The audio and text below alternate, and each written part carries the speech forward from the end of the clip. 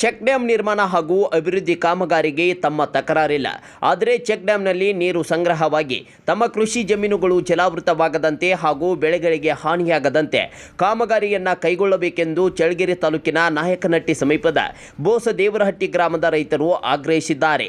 ಕಾಮಗಾರಿ ಆರಂಭಕ್ಕೂ ಮುನ್ನವೇ ರೈತರಿಗೆ ನೀಡಿದ ಭರವಸೆಗಳನ್ನು ಈಡೇರಿಸದೆ ನ್ಯಾಯ ಒದಗಿಸದೆ ಕಾಮಗಾರಿ ನಡೆಸುತ್ತಿದ್ದಾರೆ ಎಂಬ ಆರೋಪ ಕೇಳಿಬಂದಿದೆ.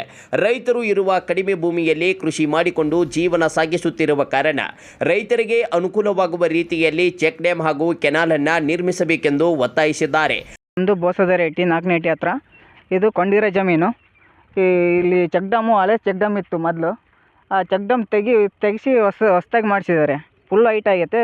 ಅದರಿಂದ ಎಲ್ಲ ನೀರೆಲ್ಲ ನಿಂತ್ಕೊತಾ ಇದ್ದಾವೆ ಹೊಲದ ತುಂಬ. ನಮ್ಮ ಇದೇನು ಬಳಿ ಇಡೋಕ್ಕೂ ಇದೇನಿಲ್ಲ. ಅದು ಬೇಡ ಅಂದ್ರೂ ಅವರು ಕೇಳ್ದಿದ್ದಂಗೆ ಇದೇನು ಮಾಡಿದ್ದಾರೆ. ಆದ್ರೂ ನೀರು ಹೊರ್ಟೋಗ್ತಾವೆ ಅಂತ ಹೇಳಿದರು.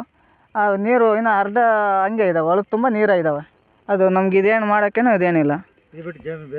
ಇಲ್ಲ ಜಮೀನಿಲ್ಲ ಸರ್. ಇದು ಒಂದೇ ಜಮೀನು ಇರೋದು, ಕೊಂದಿರೋ ಜಮೀನು ಇದು ಒಂದೇ ಇರೋದು. ಇನ್ನೆಲ್ಲಿ ಇಲ್ಲ. ನಮ್ಗೆ ಮಾಡ್ಕೊಂಡು ತಿನ್ನೋಕೆ ಇದು ಒಂದೇ ಇರೋದು.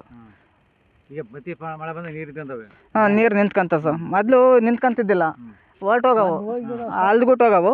ಇವಾಗ ದೊಡ್ಡಕೆರೆಗೆ ಚಾನಲ್ ಮಾಡಿದ್ರಲ್ಲ, ಆ ಚಾನಲ್ ಮಾಡಿದ್ದಕ್ಕೆ ನೀರು ಹೋಗ್ತಿಲ್ಲ. ಇನ್ನು ಕಲೆಕ್ಷನ್ ಕೊಟ್ಟಿಲ್ಲ. ಇವಾಗ ಅಲ್ದಾಗ ಹೋಗ್ತಾ ಇದ್ದಾವೆ. ಅದರಲ್ಲಿಂದ ಸ್ವಲ್ಪ ನೀರು ನಿಂತಿದ್ದಾವೆ. ಮುಚ್ಚಾಕ್ಬಿಟ್ರು, ಅದ್ರೊಳಕ್ಕೆ ಮುಚ್ಚಾಕ್ಬಿಟ್ರು. ಅದನ್ನು ಅದು ಊರಿಗೆ ಅಂತ ನಾವು ಕೊಟ್ಟಿದ್ವಿ, ಇಲ್ಲ ಅಂತಲ್ಲ. ಅದನ್ನು ಮತ್ತೆ ಇದು ಮಾಡಿಬಿಟ್ರು ಅವರು. ಕೊಟ್ಟಿದ್ರು ಸರ್, ಬೋಸದೇವರಹಟ್ಟಿಗೆ ಕೊಟ್ಟಿದ್ವಿ. ಅದನ್ನು ಮತ್ತೆ ಕೆನಾಲಕ್ಕೆ ಹೋಗೈತೆ. ಏನಿಲ್ಲ ಸರ್. ಹಾಂ, ಏನು ಮಾಡ್ತಾ ಅದು ಮತ್ತೆ ಇನ್ನೊಂದು ಬೋರ್ ಆಯ್ತು, ಅದ್ರಾಗ ಮತ್ತೆ ನಾವು ನಮ್ಮ ಮಾಡ್ಕೊಂತೀವಿ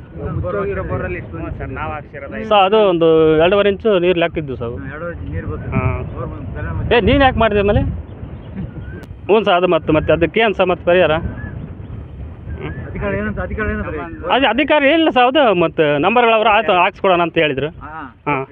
ಹಾಗೂ ಜಮೀನುಗಳಿಗೆ ಹಾನಿಯಾಗದಂತೆ, ಬೆಳೆ ನಷ್ಟವಾಗದಂತೆ ಹಾಗೂ ನೀರು ಹರಿವಿನ ವ್ಯವಸ್ಥೆಯನ್ನು ವೈಜ್ಞಾನಿಕವಾಗಿ ರೂಪಿಸಿ ಯೋಜನೆಯನ್ನು ಜಾರಿಗೊಳಿಸಬೇಕೆಂದು ರೈತರು ಆಗ್ರಹಿಸಿದ್ದಾರೆ.